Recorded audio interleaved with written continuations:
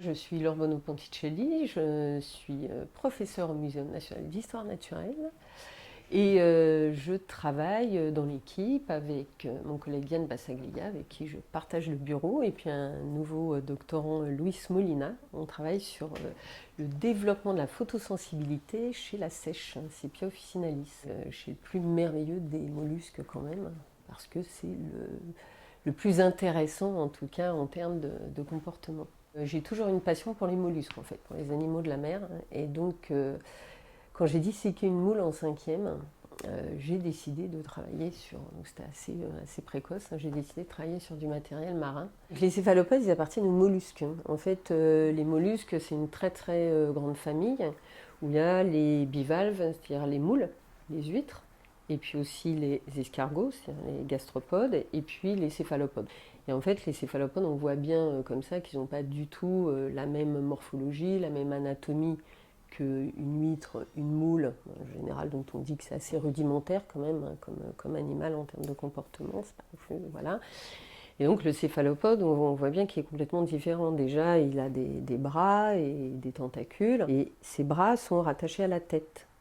D'où céphalopode, c'est-à-dire les pieds rattachés à la tête. Et puis derrière la tête, eh bien, il y a le corps. Et ce qui veut dire que, par exemple, chez la pieuvre, quand on dessine une pieuvre, en général, on fait les deux yeux, puis on fait une immense chose derrière, là, et puis on lui met un chapeau en disant ben, c'est la tête.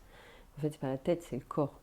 Donc chez la seiche, c'est pareil. Il y a les bras, la tête, et puis le corps derrière. Notre axe essentiel de recherche, c'est de travailler sur le développement du système nerveux et surtout des structures qui vont permettre la détection de la lumière. C'est-à-dire que l'apparition progressive de la photosensibilité qui va être explorée au travers du développement de l'œil et du développement du système nerveux central. En fait, dans le système nerveux central, il y a le cerveau. Ça, c'est vraiment une particularité des céphalopodes par rapport aux autres mollusques. On a un cerveau qui est très complexe, qui est très hiérarchisé. Il y a un certain nombre de lobes qui sont dédiés à certaines fonctions, que ce soit des fonctions d'analyse sensorielle de l'environnement ou d'analyse ou de fonctions motrices. Il y a ce cerveau-là qui est enfermé dans une capsule et qui va être en correspondance avec des lobes optiques. Et ces lobes optiques, en fait, ils sont énormes, ils représentent 90% du système nerveux central. Et bien, ces lobes optiques, c'est eux qui vont capter les informations visuelles et qui vont les transmettre au cerveau, qui ensuite vont donner des informations en périphérie. Alors, ce qui est intéressant, c'est que l'essentiel des comportements des céphalopodes sont des comportements qui sont guidés visuellement. Donc, il y a des informations, une perception de l'environnement qui va se faire par le système visuel. Et c'est là où l'importance de la lumière prend tout son sens. C'est-à-dire que s'il n'y a pas de lumière, il n'y a pas de vision. Donc comment finalement la seiche assure sa vision, en quelque sorte, par la lumière environnante, c'est-à-dire le type de lumière.